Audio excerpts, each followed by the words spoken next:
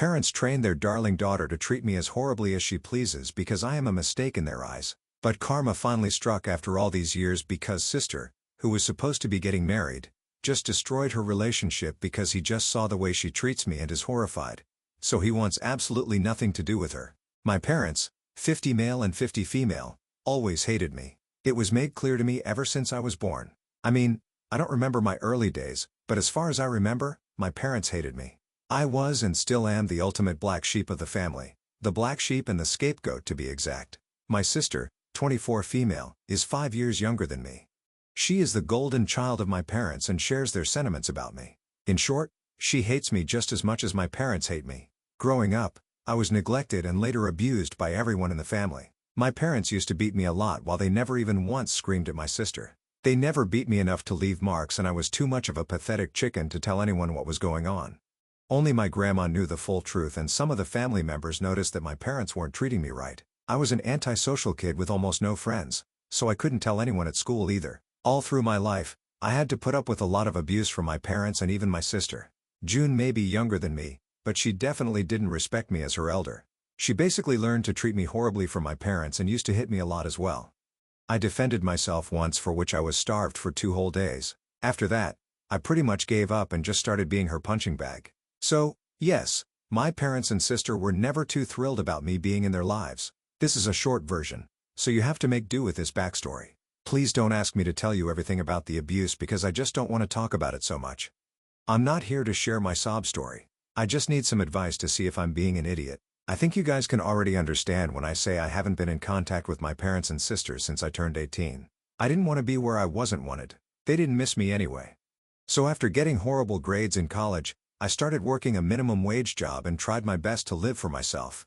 It wasn't easy, and I am still not financially well off, but I am doing okay for myself. I even managed to get a friend or two. Anyway, back to the main problem. After over a decade of no contact, my sister invited me to her engagement party. I swear I felt like laughing when I received my invite. My grandma told me that my sister got my address and phone number from her because she wanted me at her engagement party. I still don't know why. Maybe for appearances or whatever. I wasn't thrilled about attending, but my parents actually called me up and asked me to come. They were surprisingly polite on call, so I thought that showing up wouldn't hurt. Well, I was wrong. My parents and sister pretty much started to ignore me after exchanging pleasantries and introducing me to June's fiancé, Nate. I don't know his age or anything.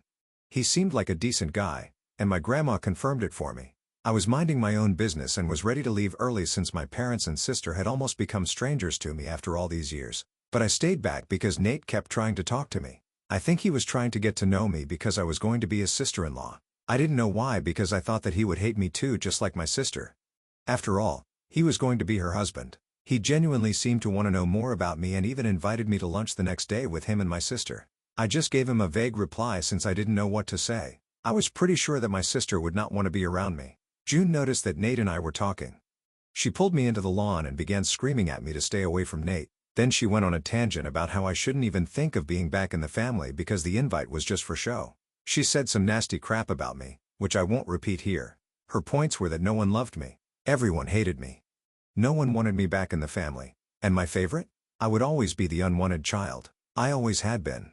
None of her rants shocked me because I had already heard it all before. The problem is that Nate somehow overheard the conversation because he had gone out to smoke. Now I'm not sure of what happened later because I went home after my sister kicked me out of the party.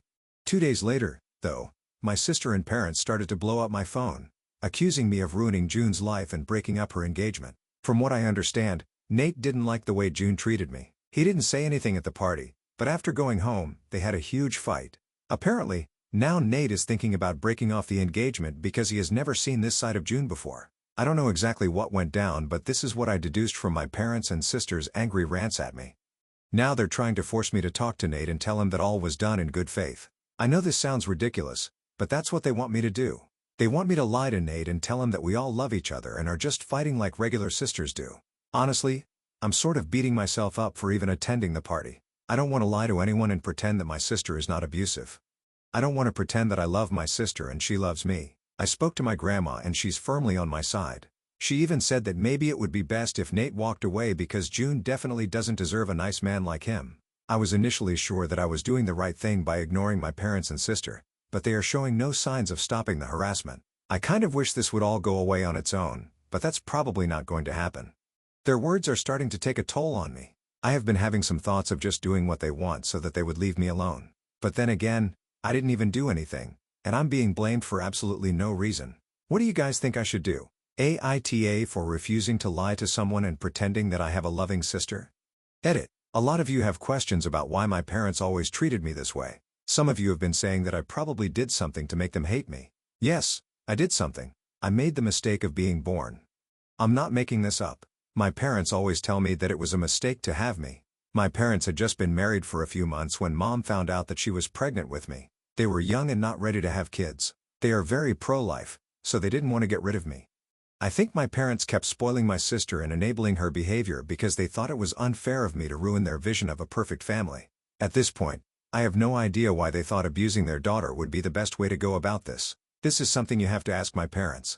I kind of wish they would have adopted me out or something. It literally is a joke to call them my family. They hate me because I stole their dreams from them.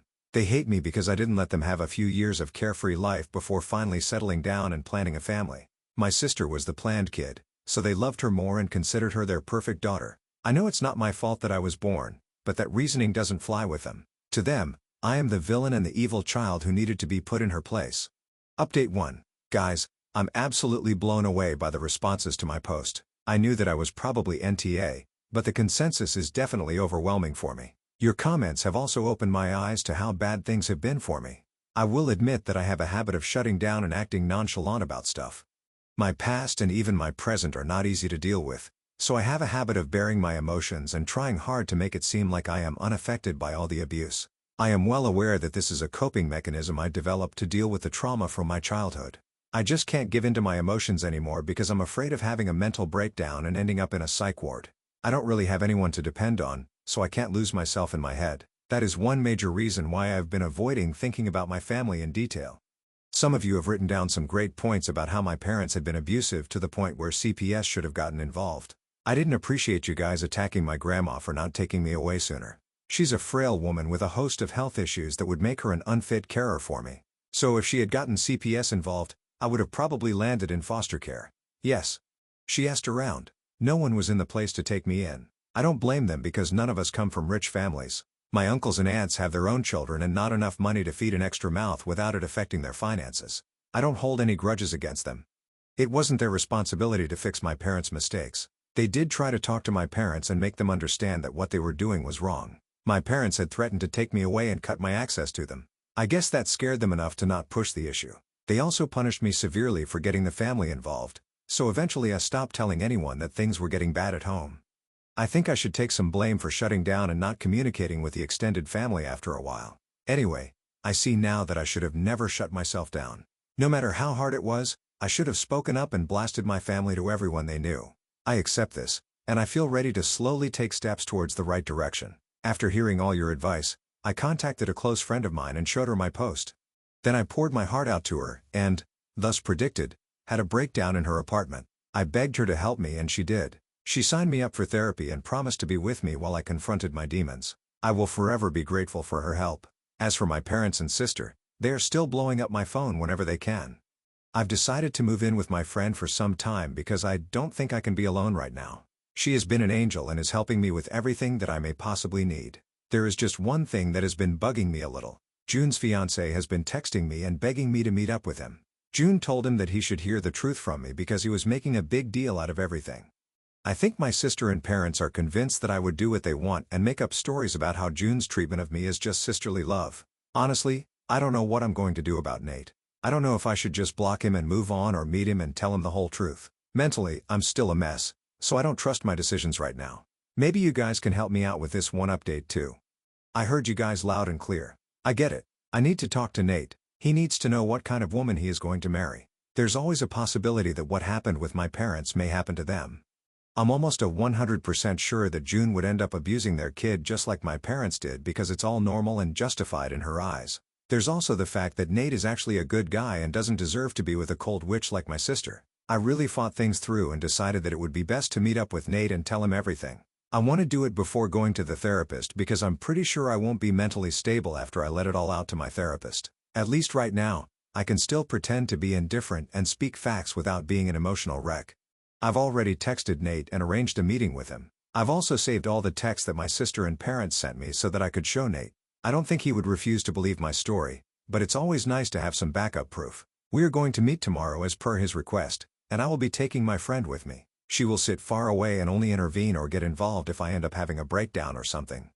I'm sort of dreading the meeting because talking about the past is slowly getting to me. I feel exhausted all the time and actually have to get time off work to deal with it all. Thankfully, my boss is really friendly and doesn't go around canceling leaves for fun. Now he doesn't know the whole story, and I prefer it that way. Telling a friend and a bunch of strangers was enough to make me close to spiraling.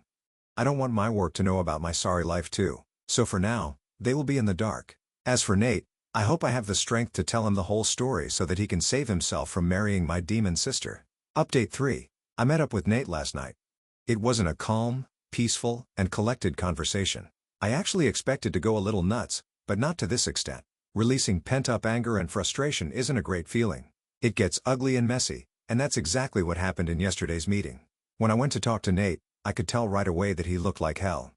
I may not know him that well, but I have seen the man before. He looked completely broken and disheveled. We tried to make some small talk, but the elephant in the room needed to be addressed. He straight up just asked me to tell him my dynamic with my sister and our family. I did just that.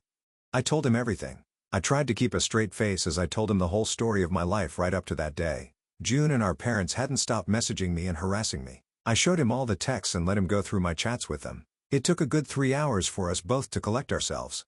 He was crying. I was crying. My friend was trying to make sure we didn't pass out or something. I'm so glad that I took her with me. I was on the verge of having a breakdown and my friend recognized it right away.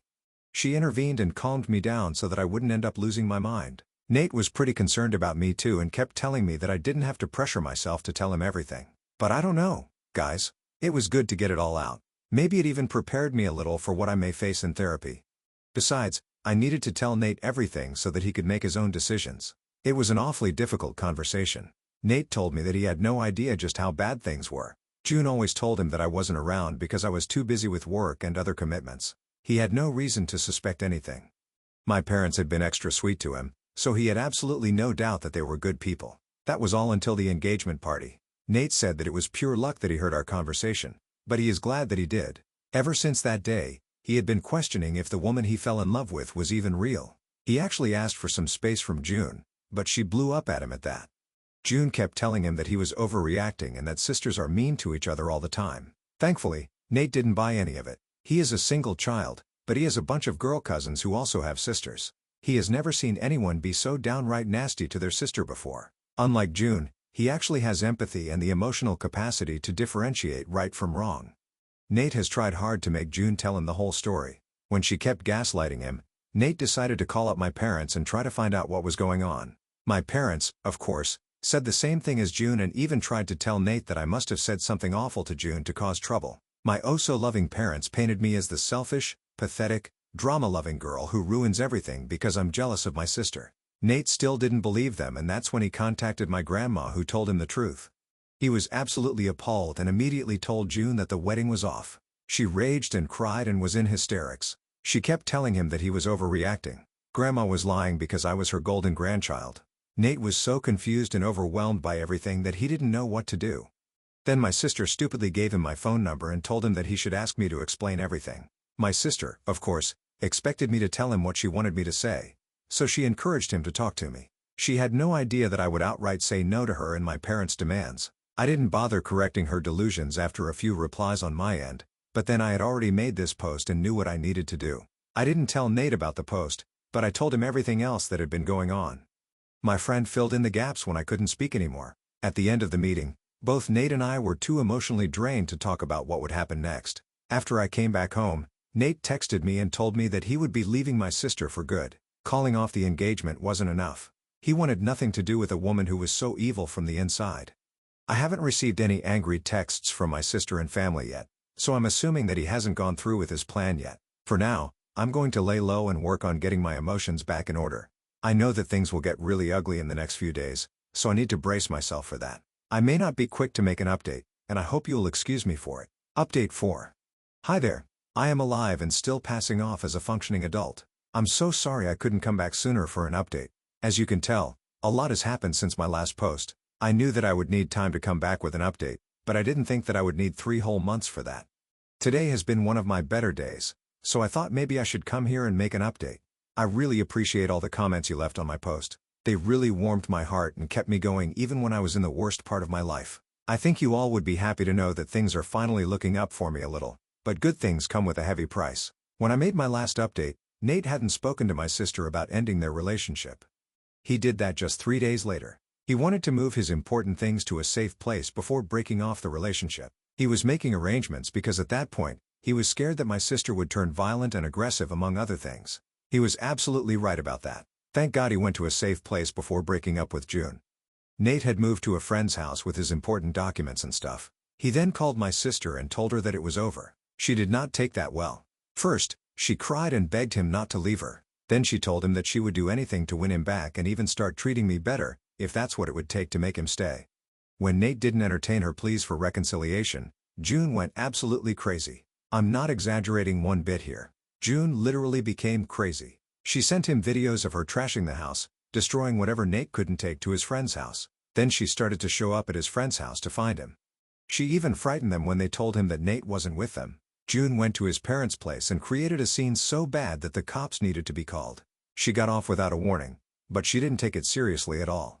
June then showed up to his work, but security didn't let her in. What did she do then? She waited and followed him to his friend's place. Things got ugly there and the friend had to intervene and call the cops on June. She left before they could arrest her. Then she had the audacity to show up to my work and try to run me over with her when I was finishing up my shift at the restaurant. This is my second, so she knew I would be there working the evening shift. Thank God I was able to recognize her car and was able to get away without getting crushed. I had to go to the hospital for a broken arm when I fell while trying to move out of the way. Don't worry, it wasn't anything severe by God's grace. I could have died because of that crazy woman. I don't want to go into details about what happened next because I simply wasn't in a good place. Stuff happened. Cops got involved and cases were filed. Most of the heavy work was done by my friend and also Nate, who came to help me out while I recovered. My aunts and uncles also rallied around me, and so did my grandma. After a very long time, I felt like I finally received the love and care that I always longed for. It didn't come from my parents, but it did come from my extended family. Speaking of my parents, well, they blame me for everything. They sent some nasty messages about how this was all my fault and I deserved to die because I was sending my sister to jail. Again, I don't want to get into details or else I will get triggered again. The case hasn't wrapped up completely, but it looks like my sister will be going to jail for a short while and paying me compensation. Pretty sure that is going to come out of my parents' pockets since she literally has nothing to her name.